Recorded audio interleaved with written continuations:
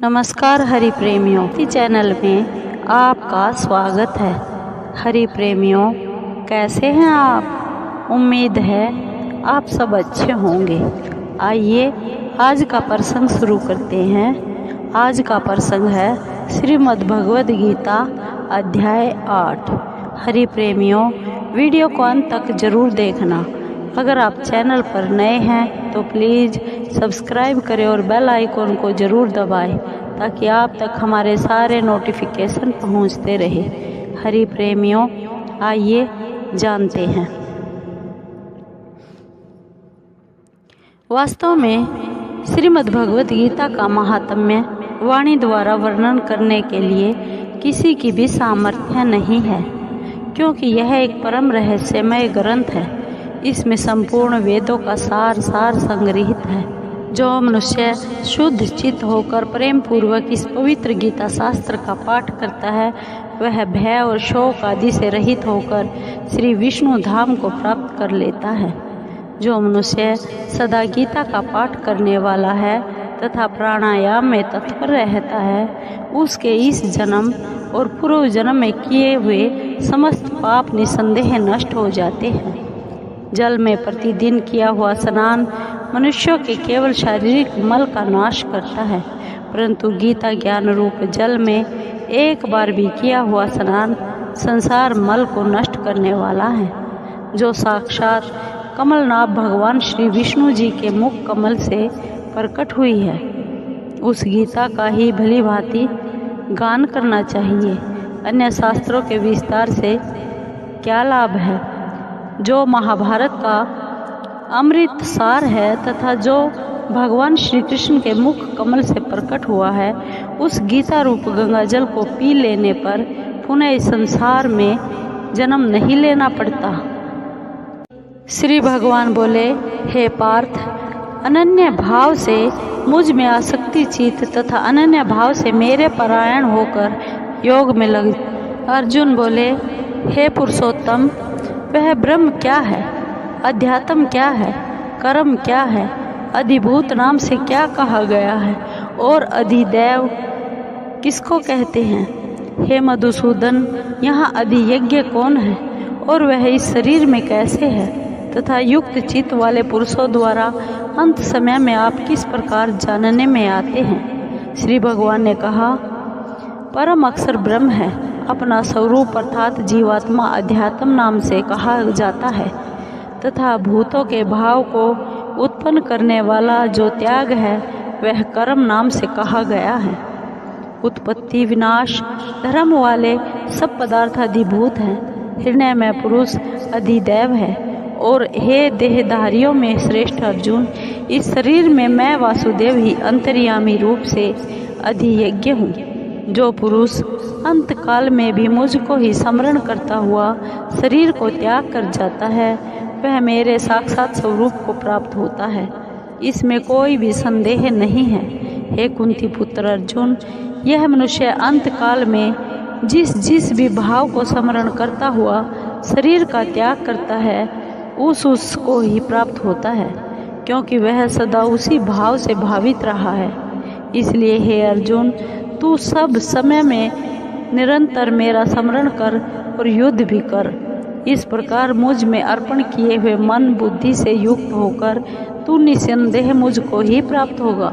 हे पार्थ, यह नियम है कि परमेश्वर के ध्यान के अभ्यास रूप योग से युक्त दूसरी ओर न जाने वाले चित्त से निरंतर चिंतन करता हुआ मनुष्य परम प्रकाश दिव्य रूप को अर्थात परमेश्वर को प्राप्त होता है।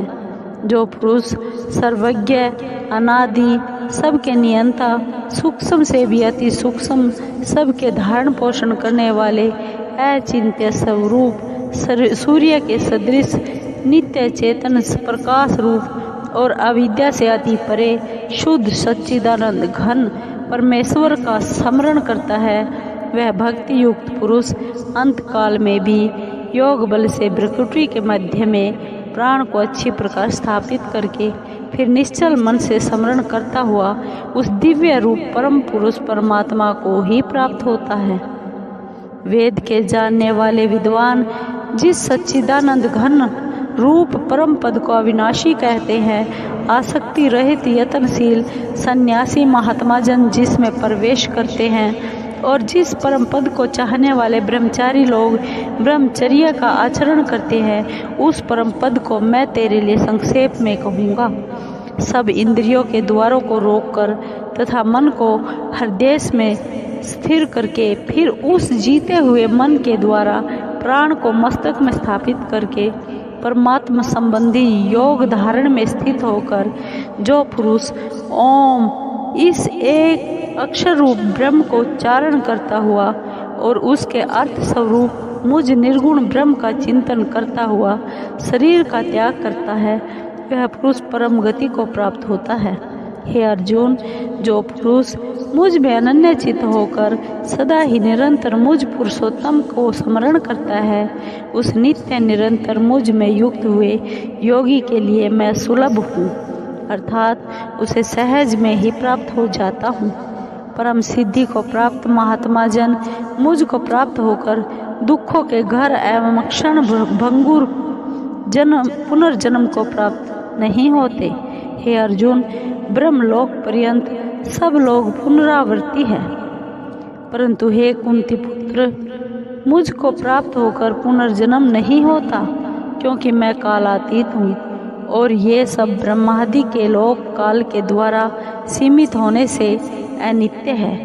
ब्रह्मा जी का जो एक दिन है उसको 1000 चतुर्युग की अवधि वाला और रात्रि को भी 1000 चतुर्युगी तक की अवधि वाली जो पुरुष तत्व से जानते हैं, वे योगी जन काल के तत्व को जानने वाले हैं। संपूर्ण चराचर भूतगण ब्रह्मा के दिन के प्रवेश काल में अव्यक्त से अर्थात ब्रह्मा के सूक्ष्म शरीर से उत्पन्न होते हैं और ब्रह्मा की रात्रि के प्रवेश काल में उस अव्यक्त नामक ब्रह्मा के सूक्ष्म शरीर में ही लीन हो जाते हैं। हे पार्थ, वही यह भूत समुदाय उत्पन्न होकर प्रकृति के वश में हुआ रात्रि के प्रवेश काल में लीन होता है और दिन के प्रवेश काल में फिर उत्पन्न होता है। उस अव्यक्त से भी अति परे दूसरा अर्थात विलक्षण जो सनातन अव्यक्त भाव है, वह परम दिव्य पुरुष सब भूतों के नष्ट होने पर भी नष्ट नहीं होता। जो अव्यक्त अक्षर इस नाम से कहा गया है, उसी अक्षर नामक अव्यक्त भाव को परम गति कहते हैं। जिस सनातन अव्यक्त भाव को प्राप्त होकर मनुष्य वापिस नहीं आते, वह मेरा परम धाम है। हे पार्थ, जिस परमात्मा के अंतर्गत सर्वभूत है और जिस सच्चिदानंद घन परमात्मा से यह समस्त जगत परिपूर्ण है, वह सनातन अव्यक्त परम पुरुष तो अनन्य भक्ति से ही प्राप्त होने योग्य है। हे अर्जुन, जिस काल में शरीर त्याग कर गए हुए योगी जन तो वापस न लौटने वाली गति को और जिस काल में गए हुए वापस लौटने वाली गति को ही प्राप्त होते हैं, उस काल को अर्थात दोनों मार्गों को ही मैं बताऊंगा। जिस मार्ग में ज्योतिर्मय अग्नि अभिमानी देवता है, दिन का अभिमानी देवता है, शुक्ल पक्ष का अभिमानी देवता है और उत्तरायण के 6 महीनों का अभिमानी देवता है, उस मार्ग में मरकर गए हुए ब्रह्मवेता योगी जन उपर्युक्त देवताओं द्वारा क्रम से ले जाए जाकर ब्रह्म को प्राप्त होते हैं। जिस मार्ग में धूमा अभिमानी देवता है, रात्रि अभिमानी देवता है और कृष्ण पक्ष का अभिमानी देवता है और दक्षिणायन के 6 महीनों का अभिमानी देवता है, उस मार्ग में मर कर गया हुआ सकाम कर्म करने वाला योगी उपर्युक्त देवताओं द्वारा कर्म से ले गया हुआ चंद्रमा की ज्योति को प्राप्त होकर स्वर्ग में अपने शुभ कर्मों का फल भोग कर वापिस आता है। क्योंकि जगत के ये 2 प्रकार के शुक्ल और कृष्ण अर्थात देवयान और पितृयान मार्ग सनातन माने गए हैं। इनमें एक के द्वारा गया हुआ जिससे वापस नहीं लौटना पड़ता, उस परम गति को प्राप्त होता है और दूसरे के द्वारा गया हुआ फिर वापस आता है अर्थात जन्म मृत्यु को प्राप्त होता है। हे पार्थ, इस प्रकार इन दोनों मार्गों को तत्व से जानकर कोई भी योगी मोहित नहीं होता। इस कारण हे अर्जुन, तू सब काल में समबुद्धि रूप योग से युक्त हो, अर्थात निरंतर मेरी प्राप्ति के लिए साधन करने वाला हो। योगी पुरुष इस रहस्य को तत्व से जानकर वेदों के पढ़ने में तथा यज्ञ तप और दान आदि के करने में जो पुण्य फल कहा है, उन सब को निसंदेह उल्लंघन कर जाता है और सनातन परम पद को प्राप्त होता है। हरि प्रेमियों,